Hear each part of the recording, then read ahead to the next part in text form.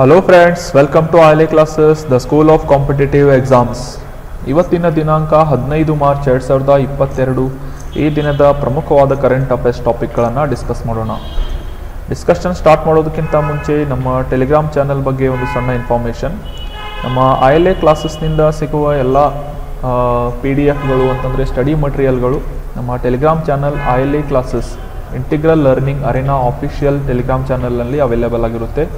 So ನೀವು ಅಲ್ಲಿಂದ download ಮಾಡಿಕೊಂಡು ಈ ಒಂದು ಸ್ಟಡಿ ಮಟೀರಿಯಲ್ಸನ್ನು ಪಡೆದುಕೊಳ್ಬೋದು. ಮತ್ತು ನಾವು ಈಗ ಡಿಸ್ಕಸ್ ಮಾಡ್ತಾ ಇರೋ ಆರ್ಟಿಕಲ್ಗಳ ಒಂದು PDF ಕೂಡ ನಿಮಗೆ ಈ ಚಾನಲಲ್ಲಿ ಅವೈಲೇಬಲ್ ಆಗಿರುತ್ತೆ. ನೀವು ಡೌನ್ಲೋಡ್ ಮಾಡಿಕೊಂಡು ಈ ಕರೆಂಟ್ ಅಫೇರ್ಸ್ ಟಾಪಿಕ್ಗಳನ್ನು ರಿವೈಸ್ ಮಾಡ್ಬೋದು. ನಾವು ಇವತ್ತು ಡಿಸ್ಕಸ್ ಮಾಡ್ತಾ ಇರೋ ಫಸ್ಟ್ ಆರ್ಟಿಕಲ್ನಲ್ಲಿ ಮೆಟರ್ನಿಟಿ ಮೋರ್ಟಾಲಿಟಿ ರೇಟ್ ಅಥವಾ ತಾಯಿಯ ಮರಣ ಪ್ರಮಾಣ ಅಥವಾ ಅನುಪಾತವನ್ನು ಡಿಸ್ಕಸ್ ಮಾಡೋಣ. ಇದಾದ ನಂತರ ನೆಕ್ಸ್ಟ್ ಆರ್ಟಿಕಲ್ನಲ್ಲಿ ಬ್ಯೂರೋ ಆಫ್ ಇಂಡಿಯನ್ ಸ್ಟ್ಯಾಂಡರ್ಡ್ ಒಂದು IIT ರೂರ್ಕಿ ಜೊತೆಗೆ ಒಂದು ಅಗ್ರಿಮೆಂಟನ್ನು ಅಥವಾ ಒಂದು MOU ಸೈನ್ ಮಾಡಿದೆ. ಸೊ ಅದರ ಬಗ್ಗೆ ಡಿಸ್ಕಸ್ ಮಾಡೋಣ. ಮತ್ತು ನೆಕ್ಸ್ಟ್ ಆರ್ಟಿಕಲ್ನಲ್ಲಿ ಹೊಸದಾಗಿ ಆಯ್ಕೆಯಾದಂತಹ IRDAI ಅಥವಾ insurance regulatory development authority of ಇಂಡಿಯಾದ ಹೊಸ ಚೇರ್ಮನ್ ಅಥವಾ ಅಧ್ಯಕ್ಷರನ್ನು ಆಯ್ಕೆ ಮಾಡಲಾಗಿದೆ. ಅದರ ಬಗ್ಗೆ ಡಿಸ್ಕಸ್ ಮಾಡೋಣ. ನಂತರ ಈ GI ಟ್ಯಾಗ್ ಪಡೆದಂತಹ ಕಾಶ್ಮೀರಿ ಕಾರ್ಪೆಟ್ಸ್ಗಳು ಜರ್ಮನಿಗೆ ರಫ್ತಾಗ್ತಾ ಇದ್ದಾವೆ. ಸೊ ಅವುಗಳ ಬಗ್ಗೆ ಅರ್ಥ ಮಾಡ್ಕೊಳ್ಳೋಣ. ನಂತರ ಒಂದು ಪುಸ್ತಕದ ರಿಲೀಸ್ ಬಗ್ಗೆ ತಿಳ್ಕೊಳ್ಳೋಣ. Roll of labour in India's development ಅನ್ನುವ ಪುಸ್ತಕವನ್ನು ರೀಸೆಂಟಾಗಿ ಲಾಂಚ್ ಮಾಡಲಾಗಿದೆ. ಸೊ ಅದರ ಬಗ್ಗೆ ಕೂಡ ಡಿಸ್ಕಸ್ ಮಾಡೋಣ. ಈಗ let's begin with our first article. ನಮ್ಮ ಇವತ್ತಿನ ಮೊದಲನೇ ಆರ್ಟಿಕಲ್ ಮೆಟರ್ನಿಟಿ ಮೋರ್ಟಾಲಿಟಿ ರೇಷಿಯೋ ಅಥವಾ ತಾಯಿಯ ಮರಣದ ಒಂದು ಪ್ರಮಾಣದ ಬಗ್ಗೆ, ಅನುಪಾತದ ಬಗ್ಗೆ ಡಿಸ್ಕಸ್ ಮಾಡೋಣ. ಏನು ಅಂತಂದರೆ, ಕೇರಳದಲ್ಲಿ ಅತ್ಯಂತ ಕಡಿಮೆಯಾದಂತಹ ಮೆಟರ್ನಿಟಿ ಮೋರ್ಟಾಲಿಟಿ ರೇಟನ್ನು ಕಾಣ್ಬೋದಾಗಿದೆ ಅಂತ ಒಂದು ಹೊಸ ವರದಿ ಬಂದಿದೆ. ಇದನ್ನು ಈ ಒಂದು ರಿಪೋರ್ಟನ್ನು ಕೊಟ್ಟವರು ಸ್ಯಾಂಪಲ್ ರಿಜಿಸ್ಟ್ರೇಷನ್ ಸಿಸ್ಟಮ್ SRSನಿಂದ ಈ ಒಂದು ವರದಿಯನ್ನು 2017 ಮತ್ತು 2019 ಒಂದು ಸ್ಟಡಿ ಮಾಡಿದ್ದರ ಈ ಒಂದು ನ್ಯೂಸ್ ಅಥವಾ ರಿಪೋರ್ಟನ್ನು ನೀಡಲಾಗಿದೆ. ಕೇರಳದಲ್ಲಿ ಅತ್ಯಂತ ಕಡಿಮೆ ಅಂತಂದರೆ 1 ಲಕ್ಷ ಶಿಶು ಜನನಗಳಿಗೆ 30ರಷ್ಟು ಈ ಒಂದು ಮೆಟರ್ನಿಟಿ ಮೋರ್ಟಾಲಿಟಿ ರೇಷಿಯೋ ಅಥವಾ ತಾಯಿಯ ಮರಣದ ಸಂಖ್ಯೆಯನ್ನು ನಾವು ಕಾಣಬಹುದಾಗಿದೆ. ಅಂತಂದರೆ 1 ಲಕ್ಷ ಈ ಶಿಶುವಿನ ಜನನಕ್ಕೆ ತಾಯಿಯ ಒಂದು ಮರಣದ ಪ್ರಮಾಣ 30 ಆಗಿದೆ. So this is brought out by the office of registrar general of India. ಈ ಒಂದು ಆಫೀಸ್ನಿಂದ ಈ ಸ್ಯಾಂಪಲ್ ರಿಜಿಸ್ಟ್ರೇಷನ್ ಸಿಸ್ಟಮನ್ನು ಈ ಒಂದು ವರದಿಯನ್ನು ಬಿಡುಗಡೆ ಮಾಡಲಾಗಿದೆ. ಅದರ ಪ್ರಕಾರ ಮೊದಲಿನ ರಿಪೋರ್ಟ್ಗಿಂತ ಅದಕ್ಕೆ ಕಂಪೇರ್ ಮಾಡಿದರೆ ಈ ವರ್ಷದ ಈ ರಿಪೋರ್ಟ್ನ ಪ್ರಕಾರ ಕೇರಳದಲ್ಲಿ 12 ಪಾಯಿಂಟ್ಸ್ಗಳಷ್ಟು ಕಡಿಮೆಯಾದಂತಹ ತಾಯಿ ಮರಣ ಪ್ರಮಾಣವನ್ನು ಕಾಣಬಹುದಾಗಿದೆ. ಇನ್ನು ಈ SRS ಬುಲೆಟಿನ್ 2015-17 ಒಂದು ಸ್ಟಡಿ ಪ್ರಕಾರ 48 ಆಗಿತ್ತು. ಈಗ ಸದ್ಯಕ್ಕೆ ಕೇರಳದಲ್ಲಿ ಅತ್ಯಂತ ಕಡಿಮೆ ಅಂತಂದರೆ 1 ಲಕ್ಷಕ್ಕೆ 30ರಷ್ಟು ಮಹಿಳೆ ಅಥವಾ ಮ್ಯಾಟರ್ನಿಟಿ ಮೋರ್ಟಾಲಿಟಿ ರೇಟ್ ಅಥವಾ ತಾಯಿಯ ಮರಣ ಪ್ರಮಾಣವನ್ನು ಕಾಣಬಹುದಾಗಿದೆ. This puts Kerala way ahead of the national mortality rate of 103. ಭಾರತದ ಒಂದು ದೇಶಾದ್ಯಂತ ಒಂದು ಮೋರ್ಟಾಲಿಟಿ ರೇಟ್ ಅಥವಾ ಮ್ಯಾಟರ್ನಿಟಿ ಮೋರ್ಟಾಲಿಟಿ ರೇಟ್ ತಾಯಿ ಮರಣದ ಪ್ರಮಾಣವನ್ನು 103ಕ್ಕೆ ಸೆಟ್ ಮಾಡಲಾಗಿದೆ. ಸೊ ಆದರೆ ಅದನ್ನು ಮೀರಿ ಕೂಡ ಒಂದು ಸಾಧನೆಯನ್ನು ಕೇರಳದ ರಾಜ್ಯ ಮಾಡಿದೆ. ಅದರ ಪ್ರಕಾರ 30ರಷ್ಟು 1 ಲಕ್ಷಕ್ಕೆ 30ರಷ್ಟು ಮಾತ್ರ ಈ ತಾಯಿಯ ಮರಣದ ಪ್ರಮಾಣವನ್ನು ನಾವು ಕಾಣ್ಬೋದಾಗಿದೆ. Another state which has made significant gains in Maharashtra whose MMR differed from 55 to 38. ಇನ್ನೊಂದು ರಾಜ್ಯ ಈ ಒಂದು ಕ್ಷೇತ್ರದಲ್ಲಿ ಅಥವಾ ಈ ಒಂದು ದಾರಿಯಲ್ಲಿ ಸಾಧನೆ ಮಾಡಿದಂತಹ ರಾಜ್ಯ ಅಂತಂದರೆ ಈ ಮಹಾರಾಷ್ಟ್ರದಲ್ಲಿ ಕೂಡ 55ರಿಂದ 38ಕ್ಕೆ ಈ ಒಂದು ತಾಯಿ ಮರಣದ ಪ್ರಮಾಣವನ್ನು ಇಳಿಸಲಾಗಿದೆ. ಸಾಕಷ್ಟು ಕ್ರಮಗಳನ್ನು ಕೈಗೊಂಡು ಅವುಗಳ ತಾಯಿಯ ಒಂದು ಪೋಷಣೆಗೆ ಒತ್ತನ್ನು ಕೊಟ್ಟು ಈ ಒಂದು ಅಚೀವ್ಮೆಂಟನ್ನು ಮಾಡಲಾಗಿದೆ. ಈಗ ಡಿಸ್ಕಸ್ ಮಾಡಿರುವ ಈ MMR ಅಥವಾ ಮ್ಯಾಟರ್ನಿಟಿ ಮೋರ್ಟಾಲಿಟಿ ರೇಟನ್ನು ಕನ್ನಡದಲ್ಲಿ ತಾಯಿಯ ಮರಣದ ಅನುಪಾತ ಅಥವಾ ಪ್ರಮಾಣ ಅಂತ ಕರೀತಾರೆ.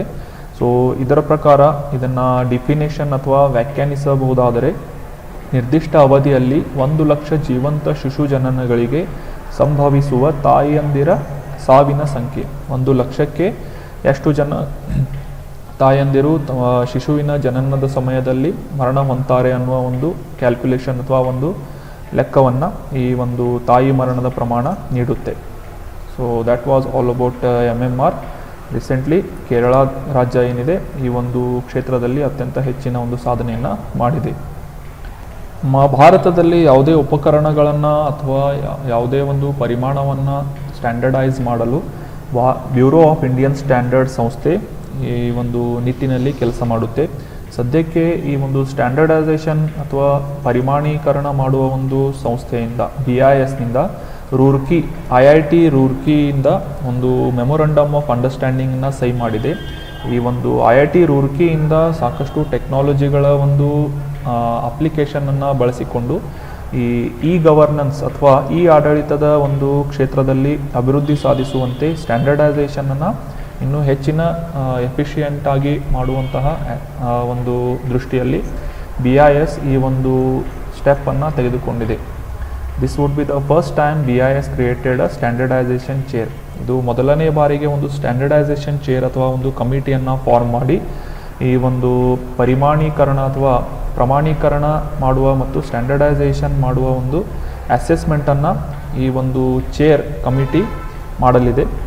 ಇನ್ನು BIS ಇನ್ಸ್ಟಿಟ್ಯೂಟ್ ಬಗ್ಗೆ ತಿಳ್ಕೊಳ್ಳೋದಾದರೆ ಬ್ಯೂರೋ ಆಫ್ ಇಂಡಿಯನ್ ಸ್ಟ್ಯಾಂಡರ್ಡ್ಸ್ ಈಗ ಸದ್ಯದ ಇದರ ಡೈರೆಕ್ಟರ್ ಜನರಲ್ ಪ್ರಮೋದ್ ಕುಮಾರ್ ತಿವಾರಿ ಆಗಿದ್ದು ಇದನ್ನು ಸ್ಥಾಪನೆ ಮಾಡಿದ್ದು 23 ಡಿಸೆಂಬರ್ 1986ರಲ್ಲಿ. ಇದರ ಮುಖ್ಯ ಕಚೇರಿ ಹಳೆ ದೆಹಲಿಯ ಮಾನಕ್ ಭವನದಲ್ಲಿ ಇದೆ.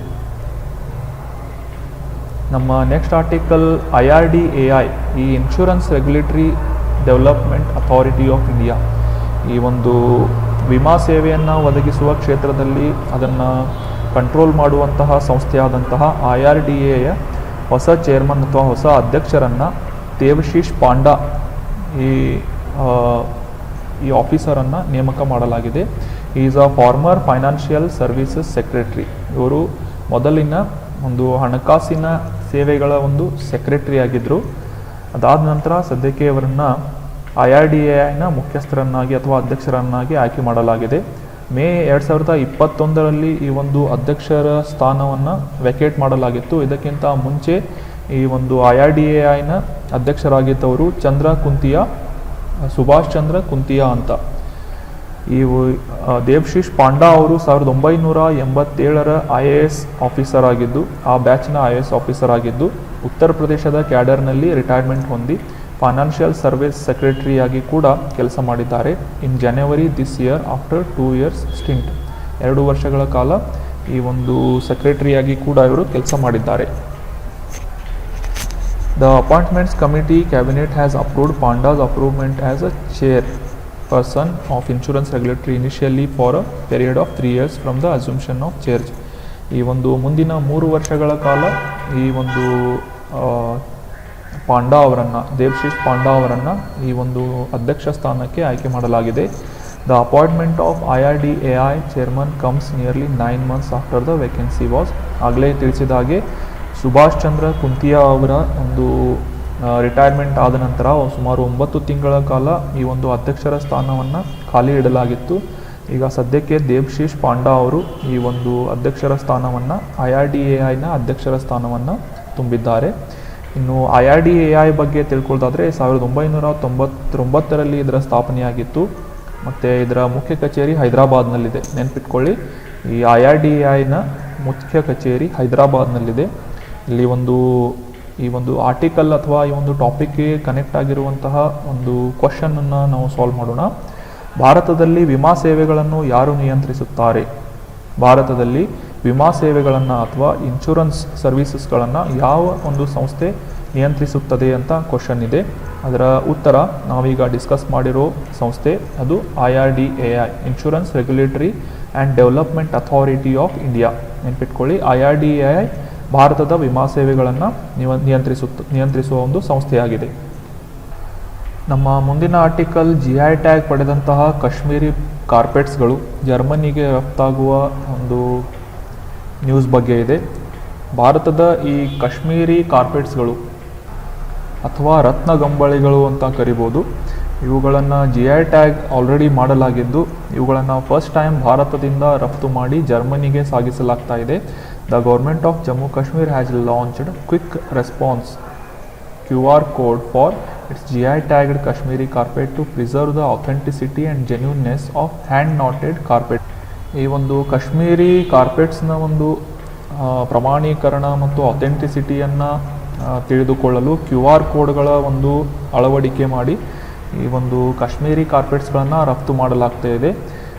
ಮತ್ತು ಇದರಲ್ಲಿ ಮುಖ್ಯವಾಗಿ ಗಮನಿಸಬೇಕಾದಂತಹ ಒಂದು ಅಂಶ ಏನು ಅಂತಂದರೆ ಇವು ಹ್ಯಾಂಡ್ ನಾಟೆಡ್ ಕಾರ್ಪೆಟ್ಸ್ ಆಗಿದ್ದು ಈ ಕುಶಲಕರ್ಮಿಗಳಿಂದ ಕೈಯಿಂದ ಈ ಒಂದು ಕಾರ್ಪೆಟ್ಸ್ಗಳನ್ನು ಹೆಣಿಲಾಗಿರುತ್ತದೆ. The main objective of this QR code attached to GI tag is to help reviving the sheen and glory of Kashmiri carpet industry.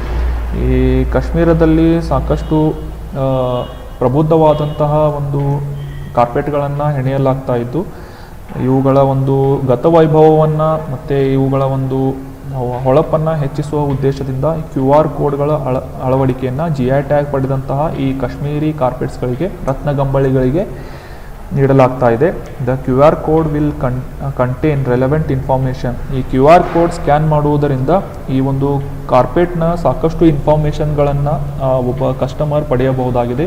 ಅದರಲ್ಲಿ ಮುಖ್ಯವಾಗಿ ಯಾವ ಕರಕುಶಲಕರ್ಮಿಯಿಂದ ಈ ಒಂದು ರತ್ನಗಂಬಳಿಯನ್ನು ಹೆಣಲಾಯಿತು ಮತ್ತು ಅದರ ಒಂದು ತಯಾರಕರು ಯಾರು ಮತ್ತು ಅದನ್ನು ನೇದವರು ಯಾರು ಅಥವಾ ನೇಕಾರರು ಯಾರು ಅಥವಾ ಯಾವ ಜಿಲ್ಲೆಯಲ್ಲಿ ಈ ಒಂದು ಕಾರ್ಪೆಟನ್ನು ಸಿದ್ಧಪಡಿಸಲಾಯಿತು ಮತ್ತು ಅದರಲ್ಲಿ ಬಳಸಲಾದಂತಹ ಕಚ್ಚಾ ವಸ್ತುಗಳ ಇನ್ಫಾರ್ಮೇಷನನ್ನು ಕೂಡ ಮಾಹಿತಿಯನ್ನು ಕೂಡ ಈ ಒಂದು QR ಕೋಡನ್ನು ಸ್ಕ್ಯಾನ್ ಮಾಡುವ ಮೂಲಕ ಈ ಕಸ್ಟಮರ್ಗಳು ಗ್ರಾಹಕರು ಪಡೆಯಬಹುದಾಗಿದೆ. It must be noted that Kashmiri carpets were granted GI tag. June 2016ರಲ್ಲಿ ಕಾಶ್ಮೀರಿ ಕಾರ್ಪೆಟ್ಸ್ಗಳಿಗೆ ಈ ಒಂದು ರತ್ನಗಂಬಳಿಗಳಿಗೆ GI ಟ್ಯಾಗ್ ಅಥವಾ ಜಿಯೋಗ್ರಾಫಿಕಲ್ ಇಂಡಿಕೇಶನ್ ಟ್ಯಾಗನ್ನು ನೀಡಲಾಯಿತು.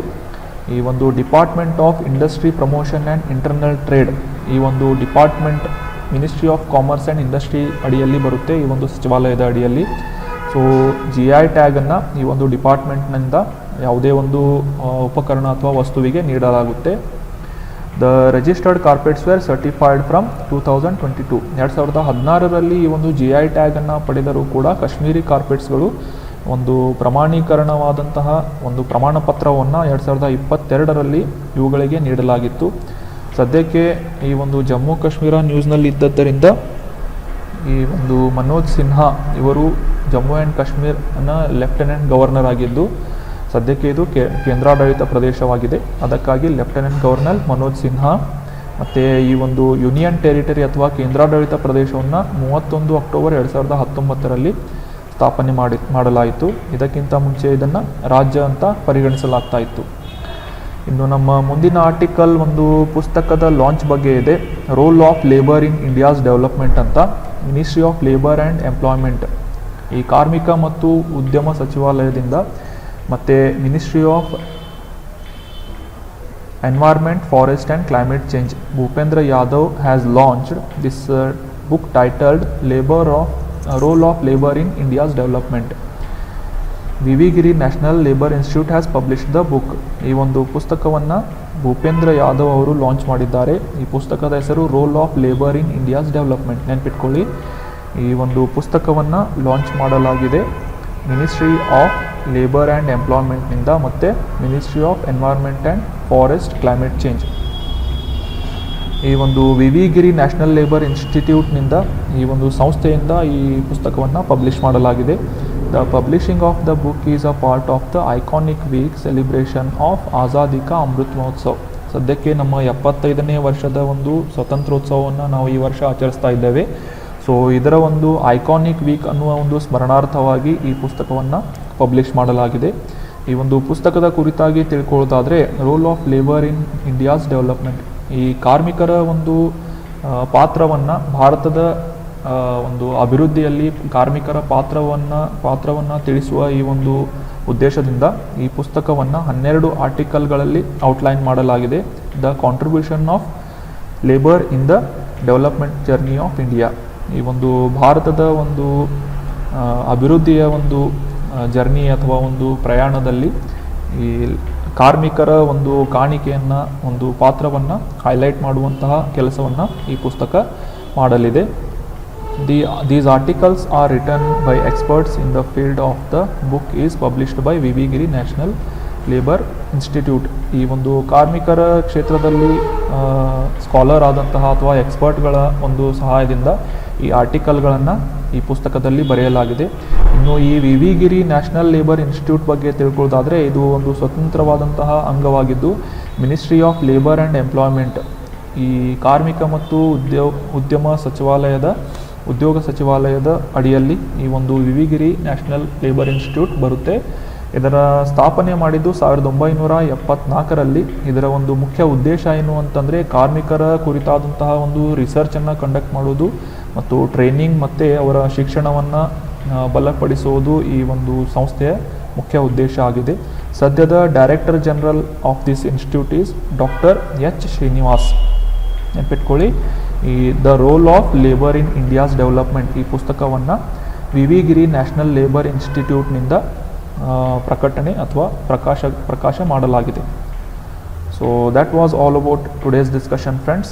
Thank you so much for joining the discussion. ನಮ್ಮ ಆರ್ಟಿಕಲ್ಗಳ PDF Telegram channel ILA classes Dharwad official Telegram ಚಾನಲಲ್ಲಿ ಅವೈಲೇಬಲ್ ಆಗಿರುತ್ತೆ.